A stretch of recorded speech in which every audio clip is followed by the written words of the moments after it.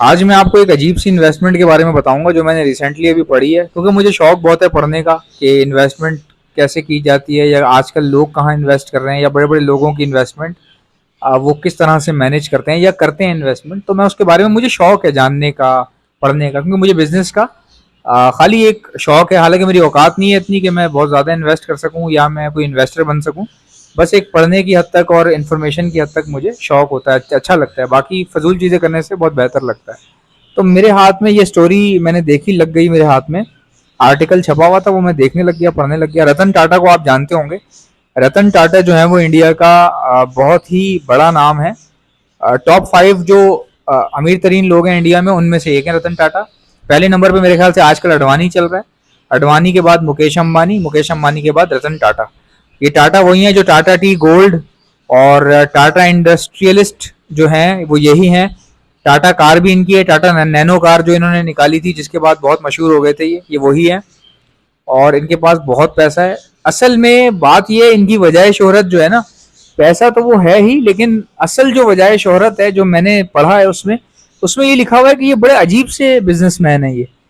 ये बिजनेसमैन भी हैं, साथ साथ एक दयालु इंसान है जो गरीब लोगों के लिए काम करना चाहते हैं। तो एक बार क्या हुआ, इन्होंने बताया किसी मैगजीन में इंटरव्यू देते हुए कि मैं, किसी ने पूछा आपने नैनो कार क्यों निकाली। नैनो कार इंडिया में क्या था कि पहली गाड़ी थी दुनिया की जो 1 लाख में गाड़ी रिलीज की गई थी मार्केट के अंदर। अभी तक कोई गाड़ी ऐसी नहीं थी दुनिया में जो 1 लाख में मिलती हो, तो इन्होंने पहली गाड़ी निकाली जो 1 लाख रुपए में मिलती थी। किसी इंटरव्यू लेने वाले ने पूछा कि आपने भाई, आप इतना बड़ा प्लांट लगा के 1 लाख वाली गाड़ी निकालने का क्या तुक बनता है। सेम प्लांट में, सेम फैक्ट्री में, सेम असेंबलिंग डिपार्टमेंट में एसयूवीज भी असेंबल हो सकती हैं। तो उसी सेम प्लांट के ऊपर आप एसयूवीज कर सकते थे, सब कर सकते थे। आपने ये नैनो कार क्यों निकाली, इतनी छोटी सी कार 1 लाख रुपए वाली, और इसमें प्रॉफिट मार्जिन क्या है। तो पता चला जी उसमें प्रॉफिट मार्जिन मेरे ख्याल से 10,000 रुपए प्रॉफिट मार्जिन था पर गाड़ी। पर कार जो है 10 से 15 हजार रुपए प्रॉफिट मार्जिन था।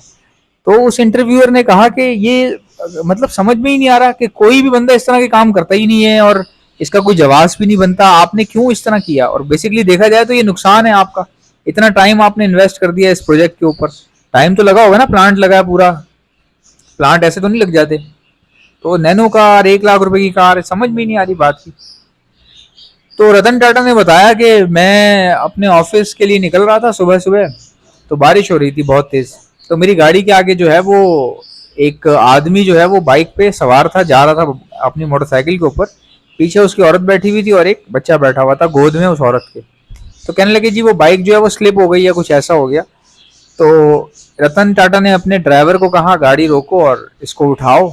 और ये उसके पास गए और उससे कहा कि तुम्हारे हाथ में जो है वो बीवी के हाथ में एक छोटा बच्चा है, तो तुम्हें एहसास नहीं होता कि तुम इतनी खतरनाक सवारी है मोटरसाइकिल, जो किसी 2 पहियों पे चलने वाली सवारी है, जो राइट भी गिर सकती है, लेफ्ट भी गिर सकती है, तो तुम बच्चे को लेके क्यों इस पे सवार हो गए हो।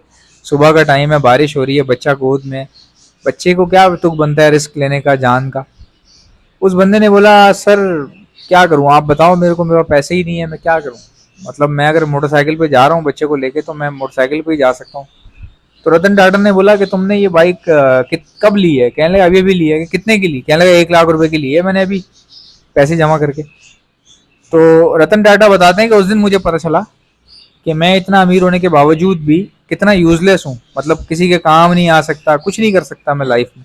मतलब एक दुनिया का अमीर तरीन बंदों में शुमार होने वाला बंदा वो ये सोच रहा है कि मेरे पास सब कुछ है, पैसा है, लेकिन मेरा पैसा किसी काम का नहीं है। मतलब इस दुनिया के मसले नहीं हल कर सकता मैं अपने पैसों से।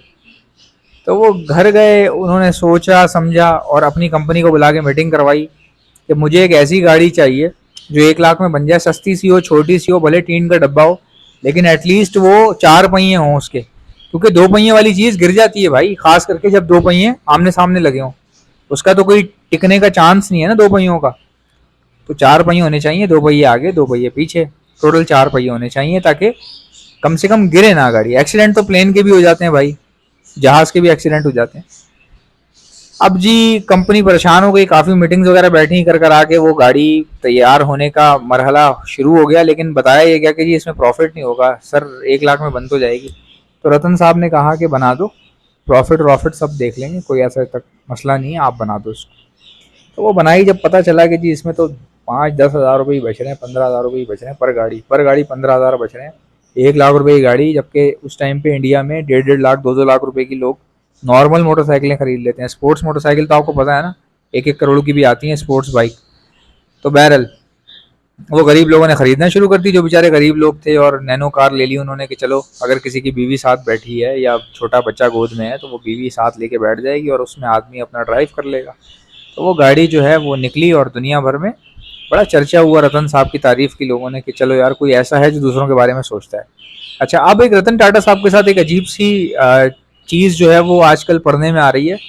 एक बच्चा है, तमिल तमिल बच्चा है, घुंघराले बाल हैं और काला सा रंग है उसका। वो बच्चा हर जगह रतन टाटा के साथ नजर आ रहा है, तस्वीरों में हर जगह नजर आ रहा है वो बच्चा, घुंघराले बाल हैं उसके। आप लिखिएगा गूगल पे कि a kid with Ratan Tata, अयंग गाय लिख लीजिएगा, अयंग गाय विद रतन टाटा लिखिएगा, तो वो बच्चा हर जगह रतन टाटा के साथ नजर आ रहा है। अब इस बच्चे की स्टोरी क्या है, सबने पूछा है भाई ये बच्चा आखिर कौन है, पहले तो नहीं था ये कौन है बच्चा।